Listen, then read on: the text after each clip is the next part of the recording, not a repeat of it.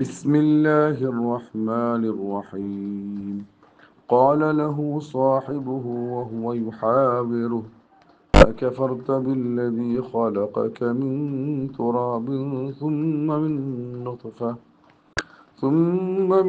نطفة ثم سواك رجلا لكن هو الله ربي ولا أشرك بربي أحدا. പരമകാരുണികനും കരുണാവാരിധിയുമായ അള്ളാഹുവിൻ്റെ നാമത്തിൽ. അവൻ്റെ കൂട്ടുകാരൻ ഇതിനെ എതിർത്തുകൊണ്ട് പറഞ്ഞു, നിന്നെ മണ്ണിൽ നിന്നും പിന്നെ ബീജകണത്തിൽ നിന്നും സൃഷ്ടിക്കുകയും അങ്ങനെ ഒരു പൂർണ്ണ മനുഷ്യനാക്കി രൂപപ്പെടുത്തുകയും ചെയ്ത നിന്റെ നാഥനെയാണോ നീ തള്ളിപ്പറയുന്നത്? എന്നാൽ അവനാണ്, അഥവാ അള്ളാഹുവാണ് എൻ്റെ നാഥൻ. ഞാൻ ആരെയും എൻ്റെ നാഥൻ്റെ പങ്കാളിയാക്കുകയില്ല. സൂറത്തുൽ കഹ്ഫ് 37-38 ആയത്തുകൾ.